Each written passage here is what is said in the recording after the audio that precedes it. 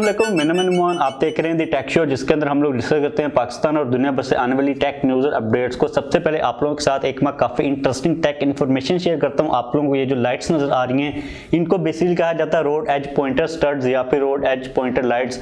अब ये लाहौर में अक्सर जगह के ऊपर लगी हुई, और जब भी मैं इनको देखता था मैं सोचता था यार ये किस तरह चलती हैं। तो कल रात को मैंने फाइनली इनको चेक किया, एनालाइज किया।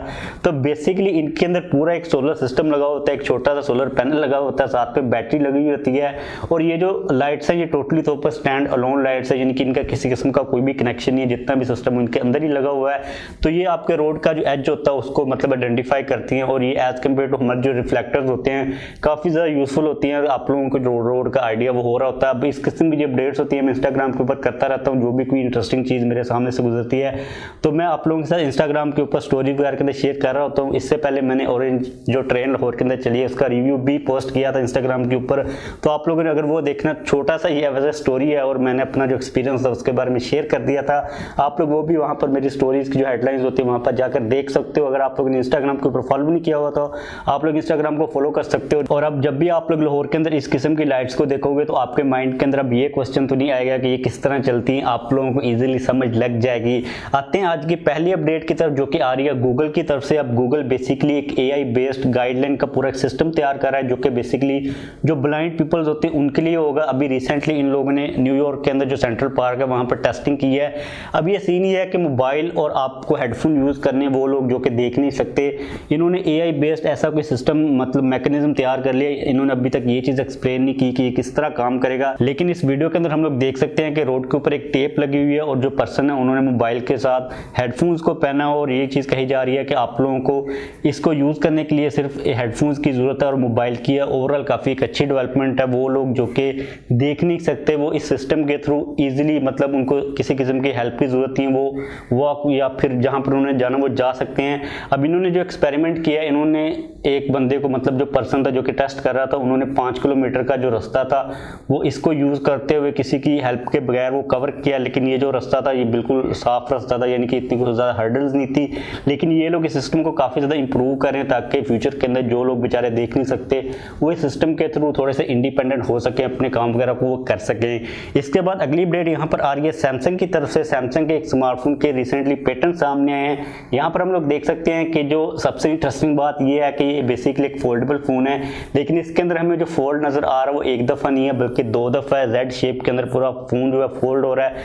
इसके ऊपर सैमसंग काम कर रहा है। इसके जो पेटेंट्स है सैमसंग ने उनको अभी रिसेंटली रजिस्टर करवाया है और मुझे लगता नहीं है कि इन द नियर फ्यूचर कभी भी हमें स्मार्टफोन देखने को मिलेगा। बेसिकली उन लोगों ने एक्सपेरिमेंट्स वगैरह करने होंगे। अब यहाँ पर मुझे ये लग रहा है कि जिस तरह पहले स्मार्टफोन कंपनीज ने स्मार्टफोन्स की बैक साइड के ऊपर नंबर ऑफ कैमरास को इंक्रीज किया था और वो लोग कहते थे कि ये दुनिया का पहला फोन है जिसकी बैक साइड के ऊपर आप लोगों को 4 कैमरास मिल रहे हैं। बाद में वो लोग ये कहा करेंगे कि ये दुनिया का पहला फोन है जो कि 3 दफा फोल्ड हो रहा है, और अगली कंपनी आएगी क्योंकि 4 दफा फोल्ड हो रहा है। यानी कि इस कंपटीशन के अंदर ये लोग ना लग जाएं। लेकिन ये वाला कंपटीशन करना इनके लिए ईजी नहीं होगा क्योंकि काफी ज्यादा लिमिटेशंस होती हैं किसी भी डिस्प्ले को फोल्ड करने के लिए। अब ये वाला जो कॉन्सेप्ट है, ये वाला जो डिजाइन है, आप लोगों को कैसा लग रहा है? इसके क्या यूजेज होंगे? हम लोग कितना बड़ा स्मार्टफोन ओपन करके Z फोल्ड से जब करेंगे तो कितना साइज हो जाएगा?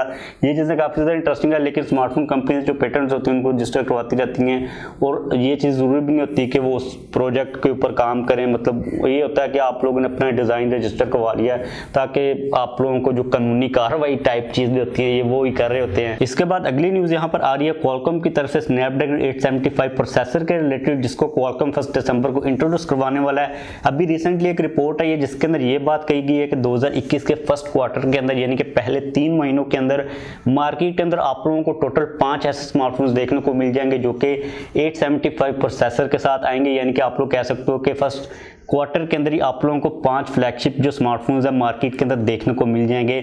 अगर हम लोग उनका आइडिया लगाते हैं कि वो कौन से हो सकते हैं तो पहला तो डेफिनेटली S21 सीरीज का फोन होगा। उसके अलावा Xiaomi Mi 11 Pro के बारे में कहा जा रहा है कि वो फर्स्ट क्वार्टर के अंदर ही लॉन्च किया जाएगा। इसके अलावा OnePlus 9 होगा या फिर 9 Pro वगैरह होगा जिसके अंदर ये प्रोसेसर यूज किया जाएगा। लेकिन इसके अलावा 2 और कौन से स्मार्टफोन्स होंगे क्योंकि टोटल 5 होंगे वो तो अभी हमें पता नहीं है, लेकिन 5 के 5 डेफिनेटली बात है कि फ्लैगशिप लेवल के ही फोन होंगे।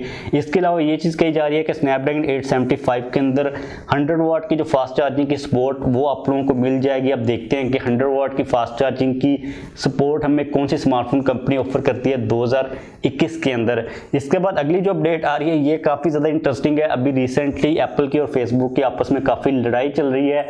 सीन ये हुआ कि एप्पल ने एक लेटर लिखा, ओपन लेटर लिखा जो ह्यूमन राइट्स को गाइड करते हैं, यानी कि वो लोग जो कि ह्यूमन राइट्स के ऊपर देख रहे होते हैं कि कहीं पर कोई चीज़ें वायलेट तो नहीं हो रही, उनको लेटर लिखकर एप्पल ने ये कहा कि हम लोग अपनी iOS 14 के अंदर प्राइवेसी रिस्ट्रिक्शंस काफ़ी ज़्यादा लगा रहे हैं। और उन लोगों ने फेसबुक के ऊपर ब्लेम लगा दिया कि फेसबुक लोगों का जो डाटा उसको कॉपी करती है, उसको लीक करती है, उसको यूज़ करती है, यानी कि डाटा की जो प्राइवेसी पॉलिसीज होती है उनको वो वायलेट करते हैं। इसके बाद फेसबुक को काफ़ी ज़्यादा गुस्सा आया, क्योंकि फेसबुक का इससे पहले भी एप्पल के साथ काफ़ी एक पड्डा चल रहा था। तो फेसबुक वाले ये कह रहे हैं कि एप्पल ऐसे ही बकवास कर रहा है, मतलब फेसबुक ने अपने आप को डिफेंड करने की कोशिश की कि एप्पल अपनी जो पोजीशन है मार्केट के अंदर उसका जो है ना यूज़ गलत कर रहा है। अब इसके बाद जो पूरी कन्वर्सेशन थी सोशल मीडिया के ऊपर, उसके अलावा वर्ल्ड वाइड जो भी चीज़ें यहाँ पर डिस्कस की जाती हैं काफ़ी ज़्यादा इंटरेस्टिंग चल रही थी। इससे पहले सीन क्या हुआ था कि फेसबुक ने एक नया फीचर इंट्रोड्यूस करवाया कि आप लोग फेसबुक के ऊपर जो डिफरेंट टाइप के इवेंट्स होते हैं वो कर सकते हैं, यानी कि आपने अगर कोई ऑनलाइन क्लासेस वगैरह लेनी है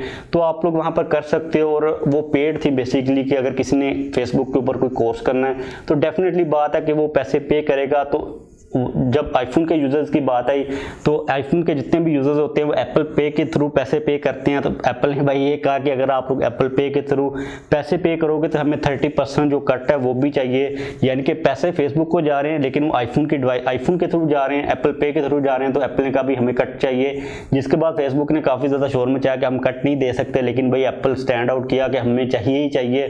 गूगल ने अपना जो कट था वो ख़त्म कर दिया हुआ था। ये इशू भी काफ़ी ज़्यादा फेसबुक का चला था एप्पल के साथ। अभी ये वाला इशू चल रहा है, मतलब फेसबुक अपने आप को डिफेंड करने की कोशिश कर रहा है। और यार ये चीज़ तो टोटली तौर पर क्लियर है कि फेसबुक लोगों का डाटा यूज़ करता ही है, क्योंकि हम लोग फेसबुक को जब यूज़ करते हैं हम लोग पैसा तो पे नहीं करते फेसबुक को, ना हम लोग किसी किस्म की कोई भी मेंबरशिप लेते हैं। तो फेसबुक क्या करता है कि हमारा जो डाटा होता है वो आगे जो डेवलपर्स होते हैं या फिर जो एडवर्टाइजर होते हैं उनको सेल करता है डिफरेंट टाइप के यूजर्स के लिए।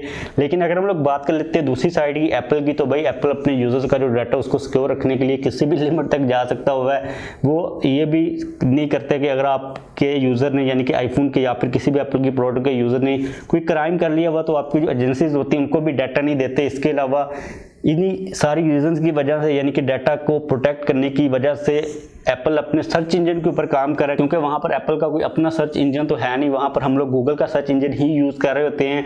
तो गूगल क्या करता है वो भी डाटा को यूज़ करता है, जिसकी वजह से एप्पल कह रहा है कि भाई हम लोग इन द नियर फ्यूचर अपना सर्च इंजन लेके आ जाएंगे और हमारे जो यूजर्स होंगे हम लोग उनका जो डाटा होगा उसको कहीं भी नहीं जाने देंगे। तो इस केस के अंदर भाई जो आईफोन के यूज़र हैं या फिर ओवरऑल जो एप्पल के यूजर्स हैं उनके लिए तो काफ़ी अच्छी न्यूज़ है, लेकिन फेसबुक के लिए और गूगल के लिए इतनी खास अच्छी न्यूज़ नहीं है। अब देखते हैं कि फ्यूचर के अंदर इनकी जो फाइट चल रही है उसको लेके क्या नई इंटरेस्टिंग चीज़ें सामने आती हैं। इसके बाद अगली न्यूज़ यहाँ पर आ रही है Realme 7 5G के रिलेटेड, जिसको Realme ने लॉन्च कर दिया ग्लोबल मार्केट के अंदर।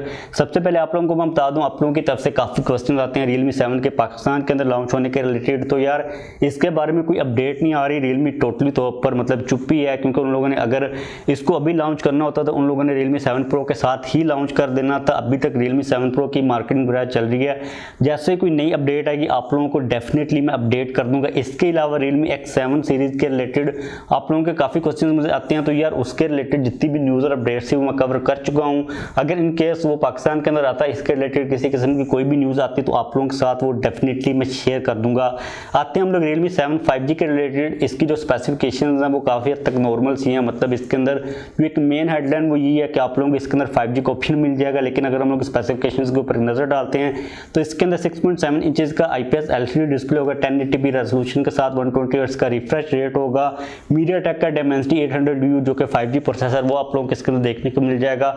48 मेगापिक्सल का बैक साइड के ऊपर मेन सेंसर है, साथ में 8 मेगापिक्सल का अल्ट्रा वाइड सेंसर, 2 मेगापिक्सल का डेप्थ, 2 मेगापिक्सल का मैक्रो सेंसर है, यानी कि मेन सेंसर 48 मेगापिक्सल का ये है। फ्रंट के ऊपर 16 मेगापिक्सल का सेल्फी कैमरा, 6GB की रैम होगी, 8GB की रैम होगी और साथ में 128GB की इंटरनल स्टोरेज का ऑप्शन देखने को मिल जाएगा। 5000 mAh की बैटरी है और 230 वाट की फास्ट चार्जिंग की सपोर्ट है। अब ये तो स्पेसिफिकेशन है और इसकी जो प्राइस है वो मैंने कैलकुलेट की है, पाकिस्तान के अंदर जो बन रही है भाई Realme 7 Pro से भी ज़्यादा बन रही है, क्योंकि ये 5G वेरिएंट और इसके पाकिस्तान के अंदर आने के कोई चांसेस नहीं है। अभी तक कोई भी स्मार्टफोन कंपनी जो डेडिकेटली उनके 5G फोन्स हैं उनको पाकिस्तान के अंदर लेके नहीं आ रही। इससे पहले हम लोगों ने देखा कि सैमसंग ने भी A51 का और A71 का जो 5G वेरिएंट था वो ग्लोबल मार्केट के अंदर इंट्रोड्यूस करवाया था, लेकिन पाकिस्तान के अंदर वो नहीं आया था। और मुझे लगता है कि अभी हमें 5G फोन्स की जरूरत भी नहीं है, क्योंकि जो 5G फोन्स हैं वो कंपैरेटिवली कम है पाकिस्तान के अंदर। जब तक 5G आएगा तब तक जो 5G फोन्स होंगे वो हमें 20 से 30 हज़ार के प्राइस टैग के अंदर इजीली देखने को मिल जाएंगे। इसके बाद अगली न्यूज़ यहाँ पर आ रही है Redmi 9 के रिलेटेड। अब सेम ये वही Redmi 9 है जो कि 3 नए स्मार्टफोन्स आ रहे हैं Redmi 9 सीरीज के चाइना के अंदर, उनमें से ही एक है कहा जा रहा है कि सबसे जो टॉप वाला वेरिएंट है ये वो वाला, ये Geekbench के ऊपर लिस्ट हुआ है। अगर हम लोग स्कोर्स की बात करते हैं तो सिंगल कोर के ऊपर 645 का स्कोर है और मल्टी कोर के ऊपर 1963 का स्कोर है। एंड्रॉइड 10 की सपोर्ट मिलेगी, 8GB की रैम होगी। इसके अंदर हमें जो प्रोसेसर मिलने वाला वो स्नैपड्रैगन 750G होगा। 26 नवंबर को Redmi इनको चाइना के अंदर लॉन्च करेगा। अब देखते हैं कि इनकी प्राइजेस क्या आती हैं, उसके बाद हम लोगों को वेट करना पड़ेगा इस चीज़ के लिए कि क्या ये पाकिस्तान के अंदर आते हैं या फिर नहीं आते। लेकिन आप लोग अगर इनका वेट कर रहे हो तो आप लोगों को मैं ये चीज़ रिकमेंड करूंगा कि आप अपनी जो होप्स रखो वो कम ही रखो, क्योंकि नेक्स्ट मंथ के अंदर जो पोको M3 है वो पाकिस्तान के अंदर आ रहा है, तो इनके आने के चांसेस काफ़ी ज़्यादा कम है। और आप लोगों को पीछे वाली वीडियो के अंदर भी बता चुका हूँ कि मार्केट के अंदर इनकी जो प्लेस है वो बन नहीं रही, क्योंकि ये 5G के साथ आएंगे और 5G पाकिस्तान के अंदर वैसे भी नहीं है। आप लोग समझ लो कि ये अपनी जो चाइना की मार्केट है उसको टारगेट करें, क्योंकि वहाँ पर जो 5G की अवेलेबिलिटी है वो काफ़ी ज़्यादा हद तक बढ़ती जा रही है। तो बस आज के लिए हमारे पास यही अपडेट्स आ रही थी। वीडियो को खत्म करते हैं जाने से पहले अगर आप लोगों ने अब तक वीडियो को लाइक नहीं किया तो लाइक कर दीजिए। इंस्टाग्राम के ऊपर लाजमी तौर पर फॉलो कर लीजिएगा। अगर आपने अब तक चैनल को सब्सक्राइब नहीं किया तो चैनल को भी सब्सक्राइब कर लीजिए।